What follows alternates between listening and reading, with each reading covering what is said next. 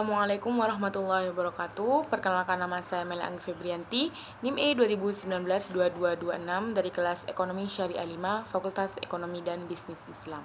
Dalam video kali ini saya akan menanggapi video dari Bapak dosen, yaitu Bapak Dr. Abdul Wadud Nafis LCMI selaku dosen mata kuliah Ekonomi Makro Islam, di mana dalam videonya yang berjudul Kebijakan Fiskal dalam Perspektif Ekonomi Islam.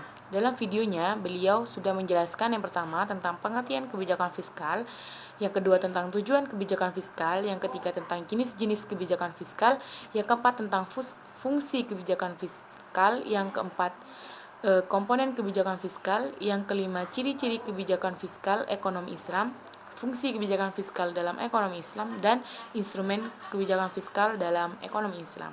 Kebijakan fiskal merupakan kebijakan ekonomi yang digunakan oleh pemerintah guna untuk mengelola perekonomian untuk mencapai kondisi yang lebih baik dengan cara mengubah penerimaan dan pengeluaran pemerintah. Dalam video tersebut, Bapak dosen sudah menjelaskan fungsi kebijakan fiskal dalam ekonomi Islam, namun tidak menjelaskan tujuan kebijakan fiskal dalam Islam.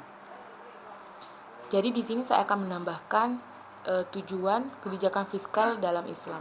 Tujuan dari kebijakan fiskal dalam Islam adalah untuk menciptakan stabilitas ekonomi, tingkat pertumbuhan ekonomi yang tinggi, dan pemerataan pendapatan, ditambah dengan tujuan lain yang terkandung dalam aturan Islam, yaitu menetapkan pada tempat yang tinggi akan terwujudnya persamaan dan demokrasi yang tinggi.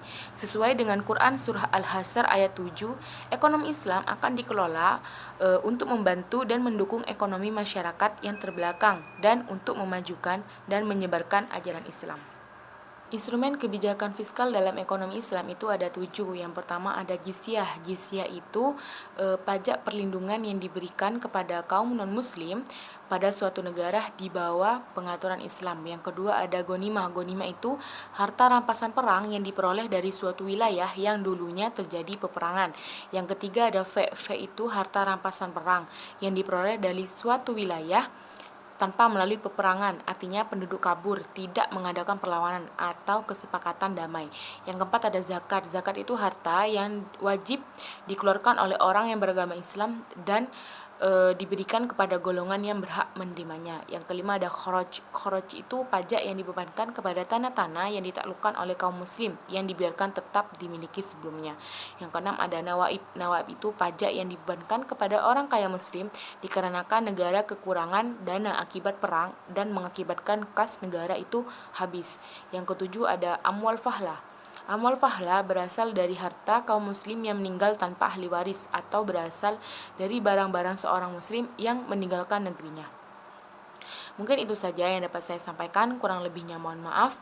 Wallahul muwafiq ila aqwamit thoriq. Wassalamualaikum warahmatullahi wabarakatuh.